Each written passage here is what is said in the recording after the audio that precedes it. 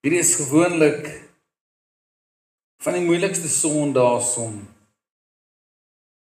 ek wil amper sê om voor te berei voor, want jy wil eintlik al so 'n bietjie Kerstyd toe gaan en jy wil moeite doen dat dit nie sommer net, ek wil amper sê 'n verhaaltjie is waarna ons luister.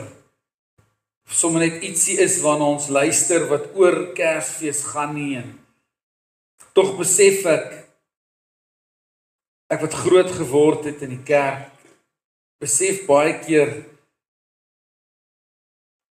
ek wil dit weer sê, ek het dit ruk terug met die gedeel, toe ek in Belinda by Bruce Wilkinson se kampus was, het ons met 'n klomp sendelinge van India afgesit en die een het vir my gevra, how is Christianity in South Africa?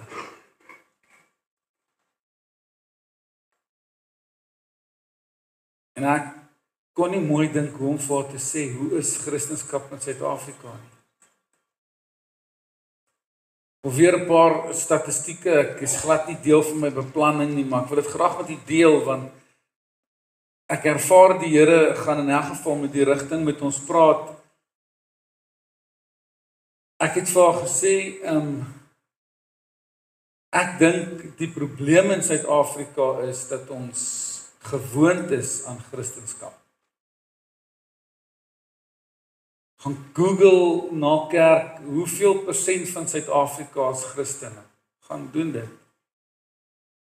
Ek dink vir die eerste keer in die geskiedenis is ons nou so op 79%. Dan praat ons van die hele Suid-Afrika. As jy by 'n skool na 'n aansoekvorm kyk,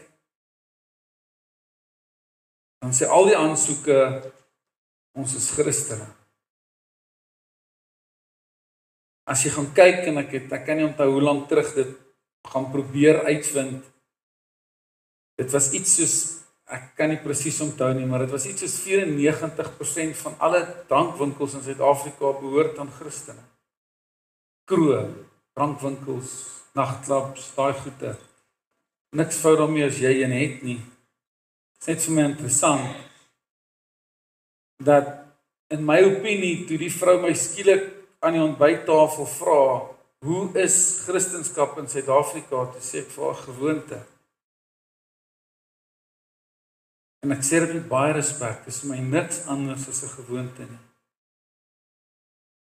Hulle het, kan jy onthou hoeveel verskillende tale in Indië?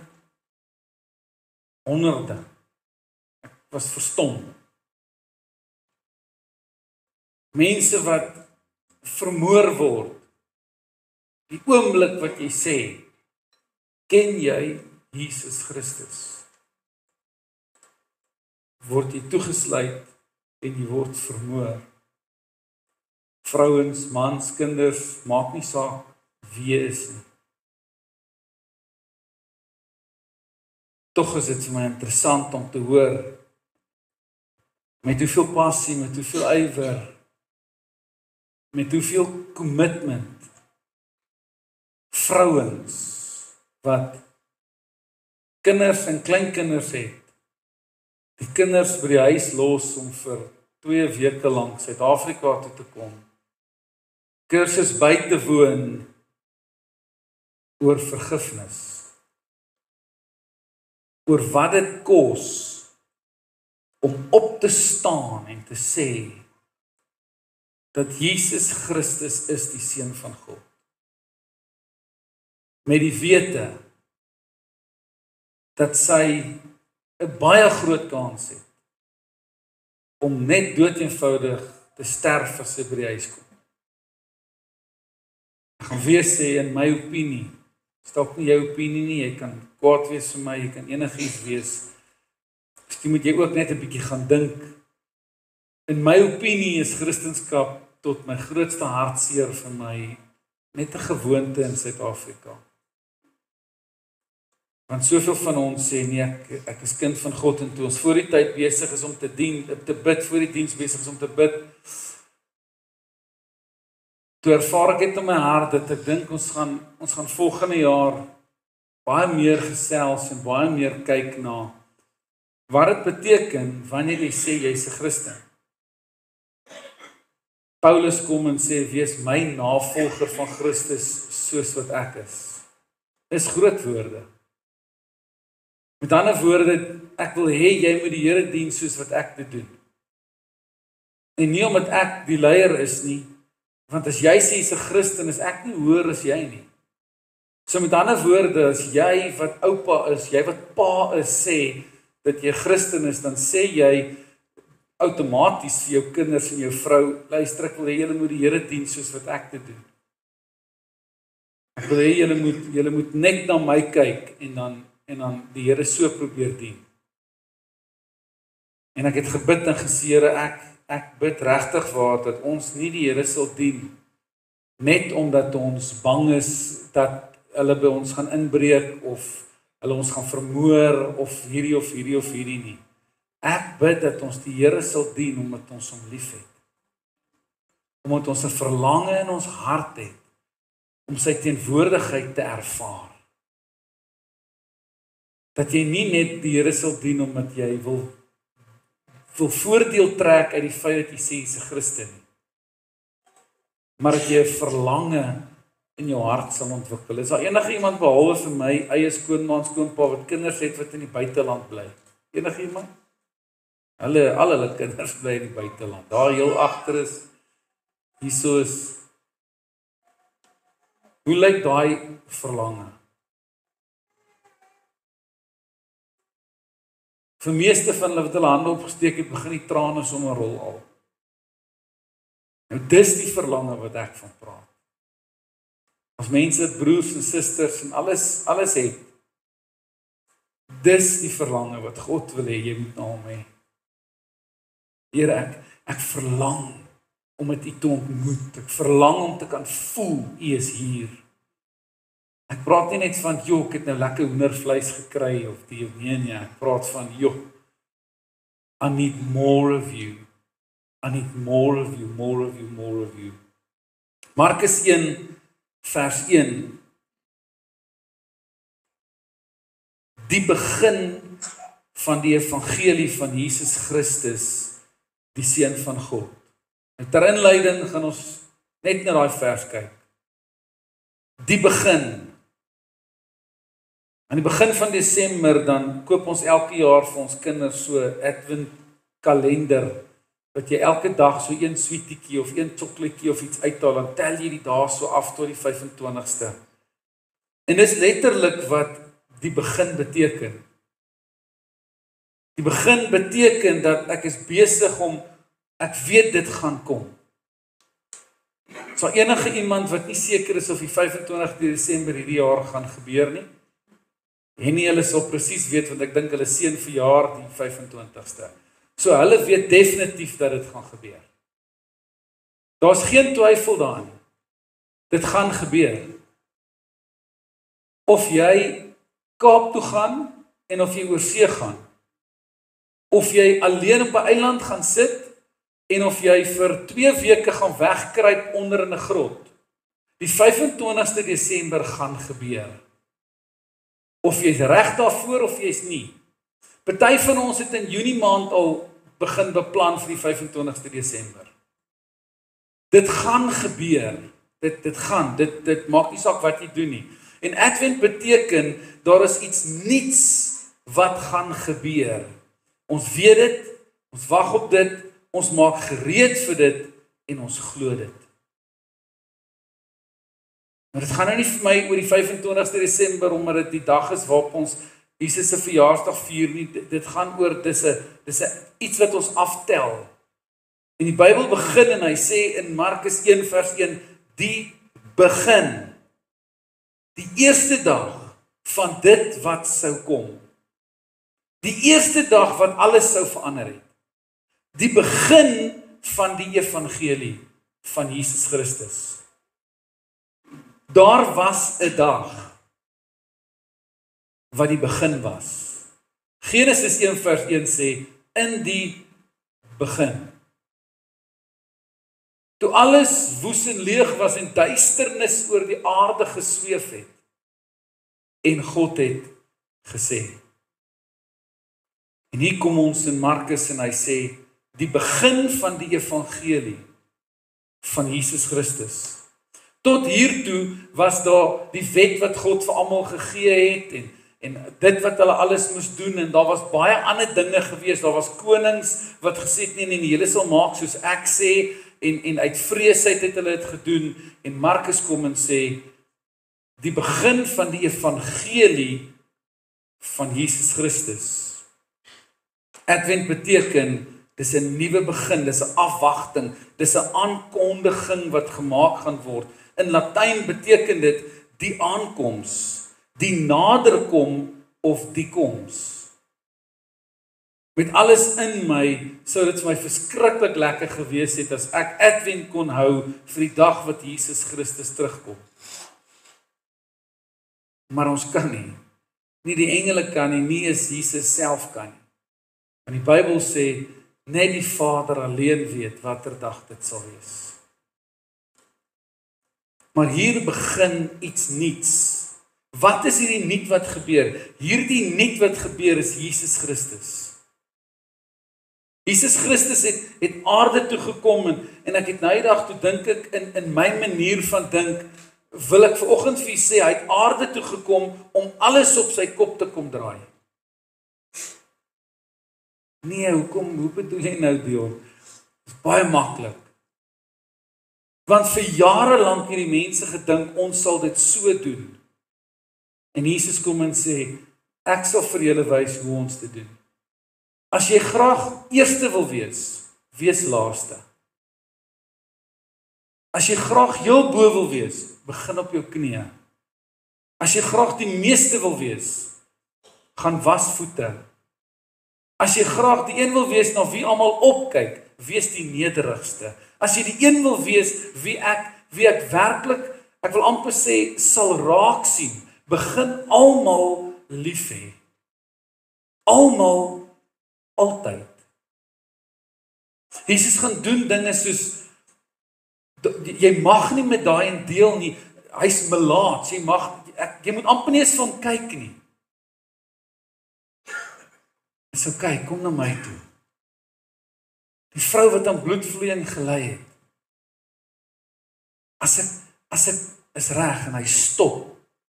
Hy stop en hy praat met sy gees. Jesus kom en hy keer alles op sy kop. Hy wat eintlik werd is om die enigste koning te wees. Kom en sê, kom dat ek julle voete was, kom dat ek die minste wees. Kom dat ek hierdie koning wat ek is, se tyd vat, om te stop en te sê, nee wat. Wanneer 'n pa na Jesus toe hardloop en vir hom sê, Here, u moet gou kom, my kind is besig om te sterf.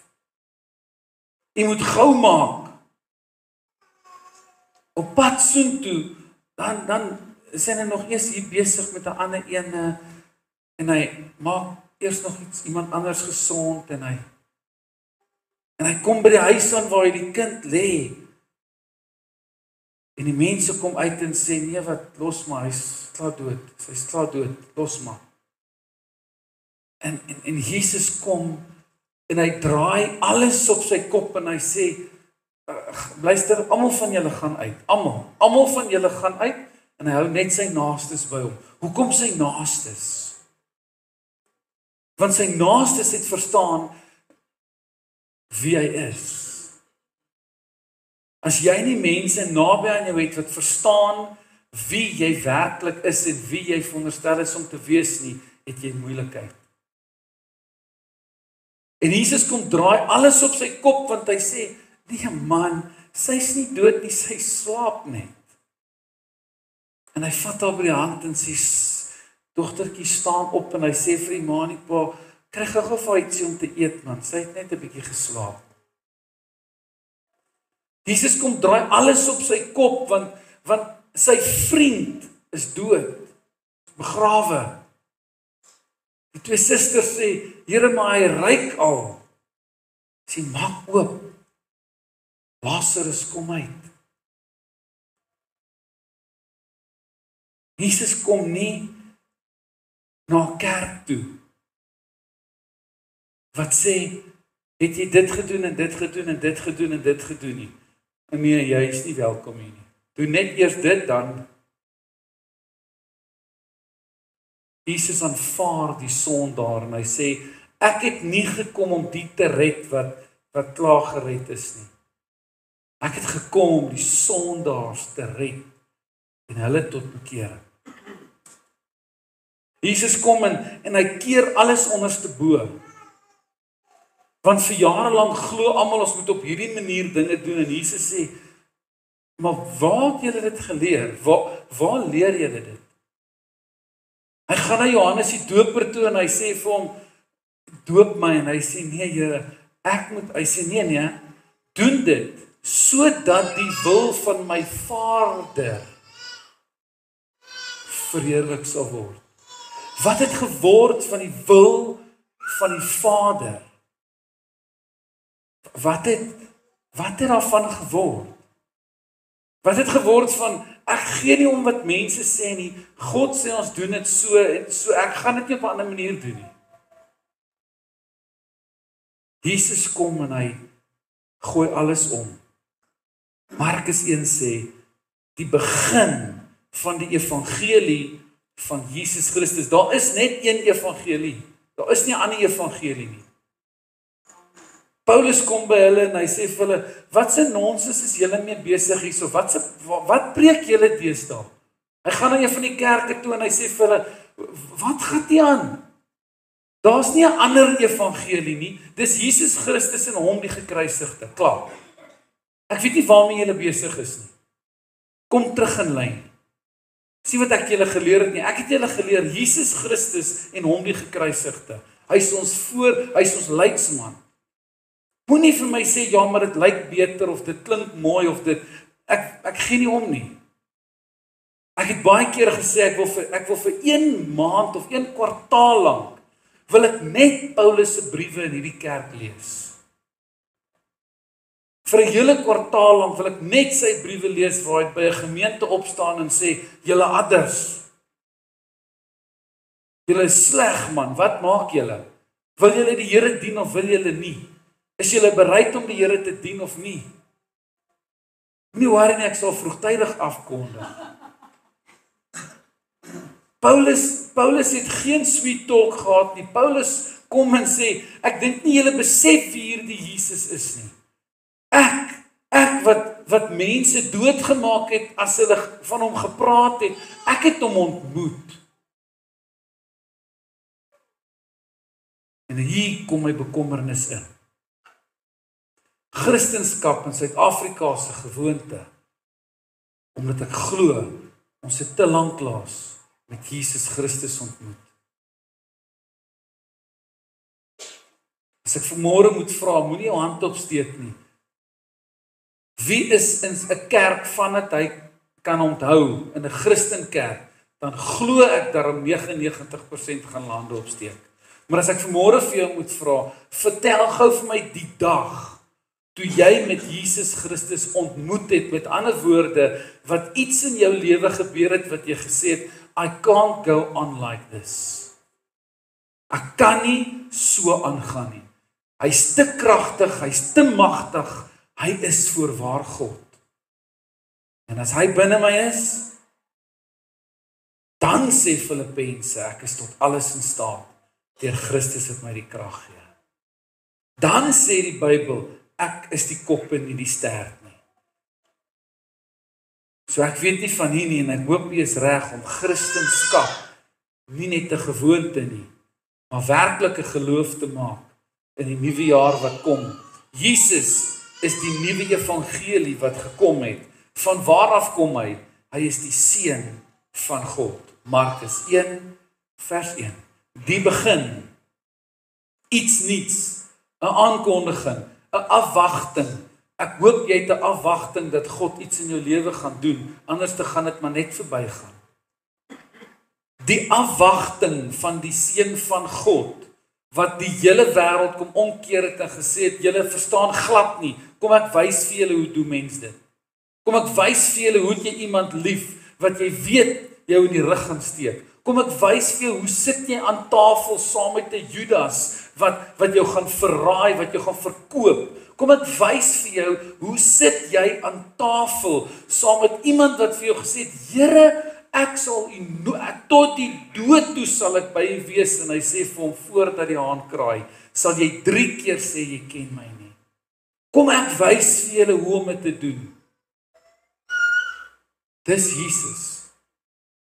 Dis die een wat jy as Christen sê. Christen beteken klein gesalfde. Dis wat die woord Christen beteken. As jy sê dat jy Christen is, beteken dat jy's 'n klein gesalfde. Dit beteken hy is jou leidsman. Hy's jou voorbeeld. Hy's die een wat jy opstaan en sê, "Jo, ek wil soos hy wees."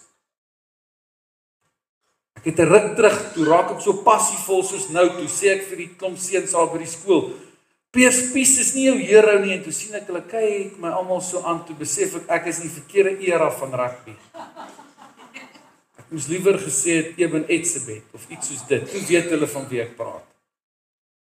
Soos wat jy na geen ander hero opkyk nie, moet jy kyk na Jesus Christus. Met ander woorde, elke oggend wanneer jy opstaan, dan kyk jy jouself vierkantig in die oë en jy sê vir jouself, myself, lyk ek al 'n bietjie soos Jesus. Lyk ek al 'n bietjie soos hy.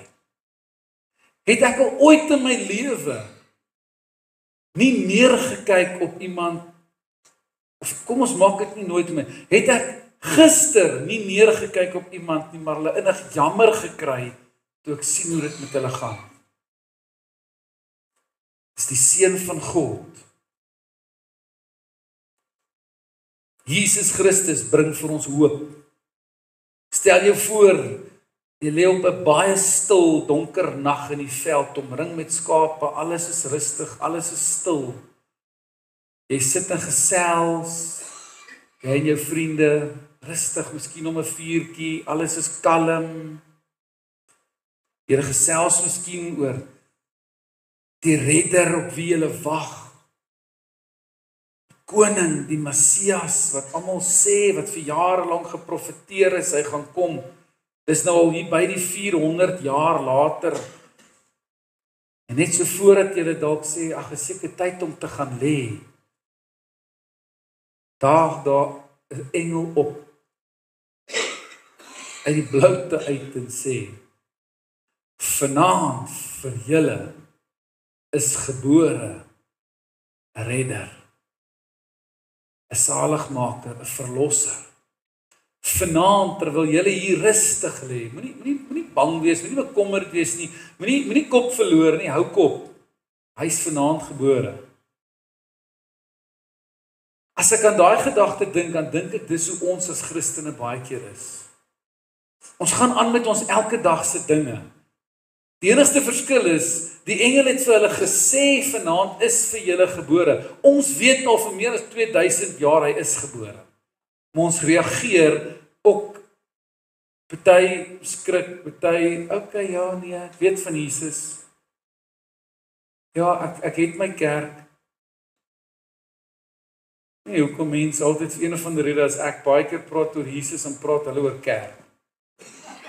Ek weet nie hoe kry daai twee by mekaar uit nie.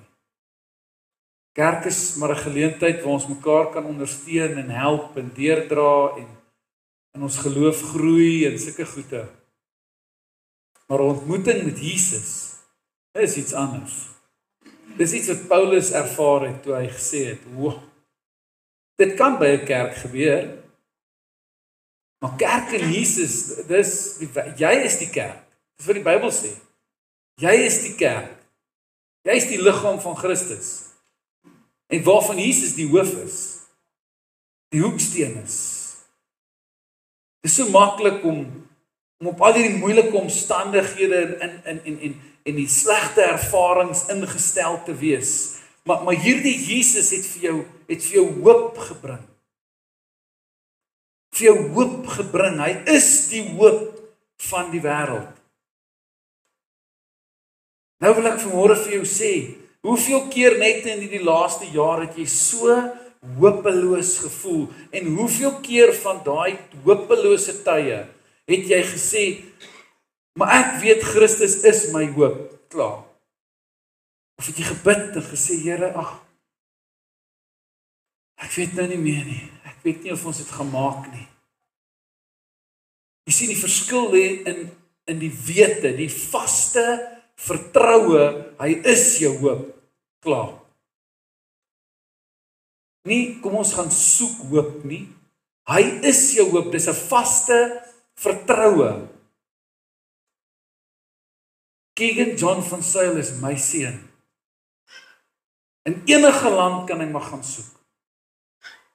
Hy kan, ek gee nie om wie almal vra nie. Almal van julle wat hier sit kan hom oortuig, hy's nie my seun nie, maar dit gaan hom nie my seun maak nie. Dis my seun. Dis my eersgeborene wat die Bybel sê aan God behoort. Klaar. Dis my seun. Maar hy behoort aan God. Vir die woord van God sê. Dit maak my trots om sy pa te wees. Dit maak my soms seer om sy pa te wees as ek hom moet dissiplineer. Maar dit verander nie die saak dat ek weet dis my kind. As jy kind van God is, as jy Christen is, het jy Christus se hoop. Klaar, jy het dit. Tweedens, die belofte van vrede. Lukas 2 vers 10, 11 in die Nuwe Lewende Vertaling sê, maar die engel het hulle gerus gestel, moenie bang wees nie, het hy gesê, ek bring vir julle goeie nuus wat groot blydskap vir almal sal inhou. Die verlosser, ja die Messias, die Here is vandag in Bethlehem, die tuisdorp van Dawid gebore. Daai frase moenie bang wees nie, staan 5 keer in die verhaal as dit net by die geboorte van Jesus kom. Net by die geboorte van Jesus. Moenie bang wees nie. Tog kan ek die hele dag aanhou praat oor hoe min mense van ons vrede ervaar. Net om 'n idee te gee, hulle voel net soos ons. Toe Jesus gebore is en hy sê vrede op aarde. Hoor baie mooi, in die tydperk wat Jesus gebore was daar alles behalwe vrede. Daar was verseker spanning in daai verhouding tussen Josef en Maria, want onthou jy, Josef wou in die geheim van Maria skei. Want ons familienaam, gaan nie gebeur nie. En die Here self moes vir Josef gesê het, Josef, nee, wag. Hy moes vrede in sy hart ervaar het wat net van God afgekom het. Ons almal weet daar was 'n onsaglike politieke onrus op daai stadium gewees. Dink net vir 'n oomblik hoe moes Josef gevoel het wat nie eens 'n plek kon kry vir sy vrou wat enige oomblik nou moet geboorte gee nie. Ek onthou ek met baie skimpe en kennisse en draaie vir my vrou elke keer 'n privaat kamer probeer kry het as sy moet geboorte skenk. Daarom lekker om so nou en dan 'n dokter te ken, jong. Sy wil nie daar tussen almal hê nie. Nee, privaat kamer. En dan sê hulle vir jou, jy moet onthou, jy moet 'n bietjie inbetaal vir die privaat kamer. Dan gaan ek trots op pa en sê, ja man. En as jy 3 dae later uitstap en dink jy, hoekom was die privaat kamer nou eintlik nodig? Daar's nie so iets nie. Hallo, die engele het gesê, hy bring vir julle goeie tyding. Maar as jy na sy eie ouers omstandighede kyk, dan lyk dit nie vir my soos goeie tyding nie. Dan lyk dit na 'n bietjie van 'n bekommernis. Dis 'n gebroke wêreld wat dringend gewag het op 'n redder, 'n tyd waar daar konings was wat vermoor het. 'n Tyd waar daar 'n koning was wat gesê het, okay, wag. Almal onder 2 jaar word sommer net vermoor, sulke tipe goed. En die mense het gedink Jesus gaan kom en die oomblik as hy gebore is, net soos wat ek en jy maak, dan is daar nou niks meer fout nie. Weet jy hoeveel mense het al vir my gesê, Dion, nou dat ek die Here in my lewe ingenooi het, kyk, nou val alles uitmekaar uit. Weet jy hoeveel mense het al vir my gesê, Dion, die oomblik as ek besluit, ons gaan elke Sondag kerk toe, dan val my hele lewe uitmekaar uit. En dan bly ek by die huis vir so 4, 5, 6 maande, dan is alles lekker rustig.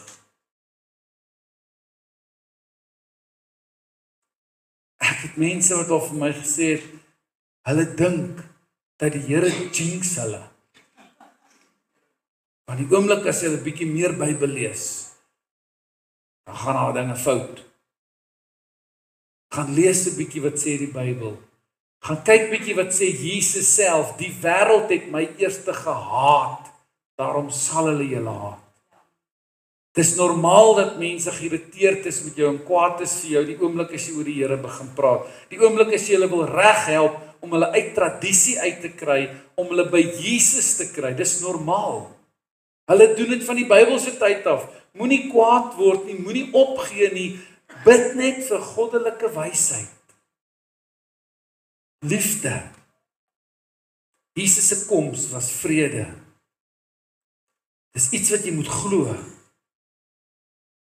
Ek sal vrede in my lewe hê, want Jesus het klaar gekom. Klaar. Ek sal. Hy het vreugde gebring. Wanneer daar regtig vrede in jou lewe is, wanneer daar vreugde in jou lewe is dit so maklik om die Here te aanbid. Wanneer alles goed gaan in jou lewe, dan is dit lekker om te gee, dis maklik om te gee. Dis maklik. Maar wanneer die uitdagings kom, dan kom ons op 'n plek wat mense sê, Dion, ek wil nie eers meer bid nie, ek is eerlik met jou, ek kan nie. Ek weet nie of die Here my nog hoor nie. Dit help nie ek bid nie, ek kan nie. Voel nie ek wil eers meer bid nie. Dis omdat die vreugde wat Jesus vir jou gegee het, by jou kom steel is. Markus 2:10 sê, en die sterkykers sien 'n ster daar, en hulle was baie bly. Hulle het in die huis ingegaan, en daar het hulle die kindjie by Maria gevind, sy moeder gesien. Toe het hulle gebuig en voor hom gekniel en hom aanbid. Die probleem met ons as mens is, die oomblik as ons nie meer iets goed sien nie, dan wil ons harte nie meer aanbid nie. Ons wil net die Here aanbid as dit goed gaan met ons. Ons wil net die Here aanbid as alles in plek is en hy vir my alles gegee het wat my hart verlang. Maar die oomblik, as ons nie meer vreugde in ons hart het nie, kom ons nie kerk toe nie en ons wil nie die Here dien nie en ons sê hulle, ons vat hom as soos hy kom. Ons kyk maar elke dag wat gebeur. Jesus het gekom dat jy vreugde kan hê. Ek wonder net vir een oomblik gou vinnig, wie van ons, miskien moet ek vra, wie's bereid om saam met my opgesluit te word in die tronk en dan probeer ons so Silas hulle dans tot alles oopgaan. Wie van ons gaan in daai omstandighede in die tronk sit en dan die Here aanbid en begin sing en eendag by 'n gevangenis daai gedeelte toe sê een van die manne vir my, the only reason they worship because they wanted to be free. Toe sê ek, which free are you talking about? Toe sê hy, free from the chains. Toe sê ek, which chains are you talking about? Toe weet hy nie meer wat om vir my te sê nie, toe sê ek, because some people outside is free, but they have also chains on them. Party van ons is vry, ons loop rond, ons is nie in 'n tronk nie, maar jy is eintlik vasgeketting deur hierdie wêreld. Moenie wag tot daar vreugde in jou hart is, voordat jy die Here aanbid, in gees en in waarheid nie. Moenie wag, dat jy eers so groot glimlag het, voor jy bly is nie. Die laaste punt, die grootste geskenk. Verbeel jou vir 'n oomblik, hoe jou lewe sou gewees het, as jy nog onder die wet moes gebly het, waar jy heeltyd moes offers bring, elke keer as jy iets verkeerd doen, waar jy soos Job, elke keer na 'n week, dan gaan offer hy vir ingeval sy kinders sonde gedoen het. Gaan lees 'n bietjie regtig die Ou Testament en hoe wreed hulle was. Ek en Julian het eendag gesê, eintlik moet daar 'n ouderdomsbeperking op die Ou Testament wees, want hulle was wreed. Jy lees nie sommer in enige ding, hoe kap hulle almal se koppe af en die en daan, en hoe bring jy 'n kind voor die koning en dan sê, okay, hierdie is maklik, julle albei stry nou, julle is die maak, kom ons kap hom in die middel deur, dan het julle elkeen 'n stukkie. As my kinders vandag sulke goed moet lees, dan sê ek sê, sies, wat se duiwelse goed lees julle? Ons sal. Die Ou Testament wreed. Baie wreed. Waar lees jy van 'n ma wat 'n mandjie vleg en sê, nee man, laat jy maar gaan, ons vertrou die Here sal jou oppas. Julle wil nie as julle kinders van Koolstraf Potchefstroom laat ry nie. En dan het hulle lisensie. Verstaan u die geloof wat ons gaan moet begin ontwikkel in 2025, 2026? Om nie die heeltyd te vrees nie, maar om vol hoop, vol vreugde, vol vrede, die grootste geskenk ooit, 'n werklikheid in jou lewe te maak. Hy is gebore vir jou. Die wêreld sluit jou in. Jy is nie uitgesonder as hy sê hy het gekom vir die wêreld nie, maar jy het 'n baie groot verantwoordelikheid op jou lewe wanneer jy Christus kies, sodat mense kan sien dat jy Christus gekies het. As gevolg van hierdie belofte, het jy die grootste geskenk ontvang. Jesus se geboorte was 'n fisiese uitdrukking van God se oorvloedige liefde vir jou. Ten slotte, Jesus het gesien. God die Vader het gesien. Hy het al die wette vir ons gegee, gesê maak so, leef so, moenie doodslaan nie, moenie dit nie, moenie dit nie, moenie dit nie, moenie dit nie. Soveel so dat iemand op 'n stadium Jesus kom en vir hom sê, wat moet ek doen? Dan sê hy die wet, dan sê hy, o nee, dis maklik, ek onderhou al die wette. Toe sê hy, okay, nou hierdie net hierdie twee dinge dan. As die 10 vir jou so maklik is, né? Doen vir my net hierdie tweetjies. Moet die Here jou God lief hê en jou naaste soos jouself. En die Bybel sê ek omgedraai en gesê, nee wat, kom ons los daar, ons hou maar by die 10. Jesus het die wêreld op sy kop kom draai. Miskien is dit tyd dat hy ons ook omdraai. Moses het op 'n stadium met sy staf so geloop. Ek onthou Benny Hinn het jare terug daaroor gepreek. Sê God vir hom, gooi neer jou staf, dan word hy 'n slang. Toe sê hy, tel hom aan sy stert op.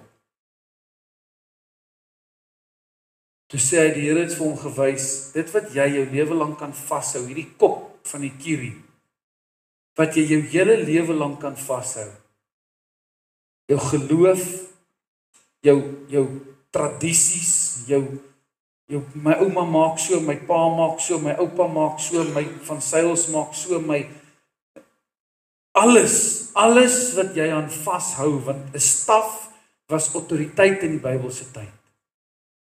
Alles wat jy aan vashou, gooi dit neer. Tel dit onderste bo op. En begin 'n nuwe begin. Hy wat in Christus is 'n nuwe skepsel. Kind van God, dis tyd dat ons in Christus kom. Gooi neer waaraan jy jou lewe lank vashou. Al jou siekte toestand wat jy glo jy sal maar so suffer deur. As jy wil glo dis joune, dan is dit joune. Pastor Ronnie Barnard het eendag met 'n klomp pastore gepraat. Toe sê hy, as jy glo die Here het jou geroep vir 'n gemeente van 20, prys die Here, jy sal altyd net 20 mense hê. Maar moenie vir my sê die Here het jou geroep vir 'n gemeente van 20 mense, maar daar's 20,000 in jou gemeenskap nie. Iemand anders Iemand anders gaan sy roeping opvat as jy glo en tevrede is met jou 20. As jy glo die Here het jou gestraf met hierdie tipe toestand of daai toestand of glo my, jy gaan vir ewig in daai toestand sit. Of gooi jou kurie neer. Raak ontslaaf van daai gedagtes in jou kop en glo dat die Seun van God gekom het sodat jy vreugde, vrede, hoop en die grootste geskenk van jou hele lewe, die ewige lewe, kan hê. Kom ons sluit die oë.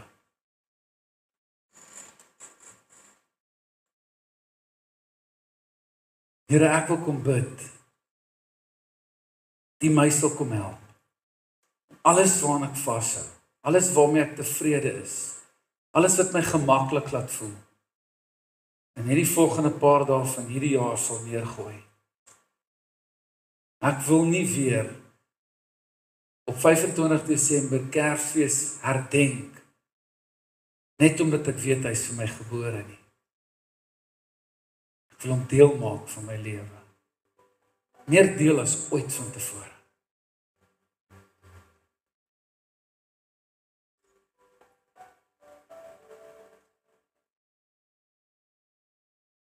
Terwyl almal se oë gesluit is, as jy saam met my vanoggend net jou hand wil opsteek en sê, Here, ek wil ook die nuwe van Christus in my lewe hê. Steek net vinnig jou hand op in dat sak. My hand is heel eerste. Ek soek meer van die Here. Ek wil nie net 'n Christen wees nie. Ek wil werklik disipel wees. Help my, Here. Vader, ek bid dat elkeen van ons sal help om disipel te wees. Help ons om neer te gooi waarmee ons gemaklik is. Ons gaan ongemaklik voel. Ons gaan uitgedaag word. Dit gaan voel of alles en almal teen ons is. Ons gaan sekere dinge verloor in ons lewe, maar ons verloor dit nie, want enigiets wat ons vir Christus opoffer, verloor ons nie. Ons sal die seën van die Here in daai area weer ervaar. Verander ons, Here, in die naam van Jesus. Amen, amen. Die Here seën.